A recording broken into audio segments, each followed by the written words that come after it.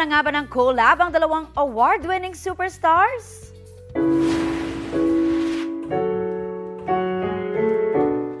Yan ang panibagong music teaser ni Mother Monster Lady Gaga. Kapansin-pansin din ang suot niyang t-shirt na may mukha ni Bruno Mars. Lalo pang naging usap-usapan dahil nag-post din ng picture si Bruno suot ang Born This Way merch ni Lady Gaga.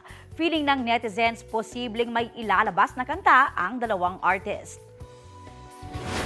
Magbabalik naman sa Eras Tour stage sa London, United Kingdom si pop superstar Taylor Swift. Bago kasi yan, na-cancel ang 3 concerts ni Taylor sa Vienna, Austria dahil sa banta ng terorismo.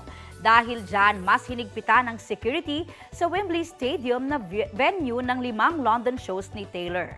Kasama sa paghihigpit sa seguridad ang pagbabawal sa tinatawag na tailgating o yung kumpulan ng fans sa labas ng venue, gaya ng nangyari sa Munich, Germany.